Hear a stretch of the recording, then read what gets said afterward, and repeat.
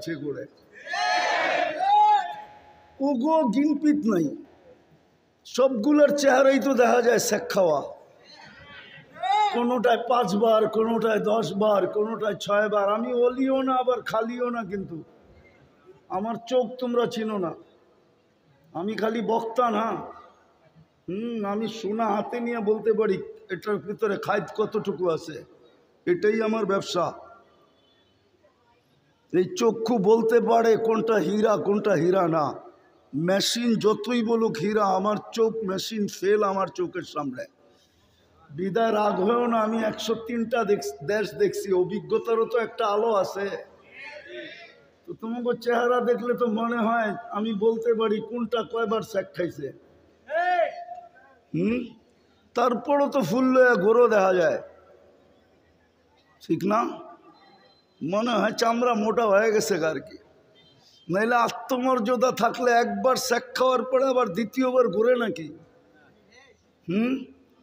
তো যেটা বুঝাইতেছিলাম যে বেশি তো আল্লাহ চাইলেন না, বেশি তো করার দরকার ছিল না। এই মজমার জন্য তো 3টাই যথেষ্ট ছিল। ইমানকে সুরক্ষিত করা, 5 ওয়াক্ত নামাজ পড়া, রমজানে রোজা রাখা, তাইলেই তো জান্নাত বনা যেত। তাইলেই তো আল্লাহ জান্নাতের ওয়াদা করতেছে। জান্নাত চিনেন? কোত্থেকে চিনব? এই জন্যই তো কোরআন চিৎকার দেয়, রাদিতুম বিল হায়াতিদ দুনিয়া। এই কাদামাটি পায়া খুশি হয়ে গেল? এই 60-70 বছরের জীবন পায়া খুশি? হারায় দিল জান্নাত। যার মাটি হবে জাফরানের, মুস্কার জাফরানের, যার সবচেয়ে ছোট বাড়ি হবে এই দুনিয়ার 10 গুণ সমান, যার বিল্ডিং হবে 1 ইট সোনার 1 ইট রূপার, যার তালার দূরত্ব হবে জমিন থেকে আকাশ পর্যন্ত, যার ফার্নিচারগুলো হবে 8 জিনিস দিয়া, হয়তো সোনা, না হয় রূপা, না হয় জবরজুদ, না হয় জমররুদ, না হয় ইয়াকত, না হয় মারজান, না হয় মুক্তা, না হয় হীরা। ফার্নিচার হবে এটা দিয়া।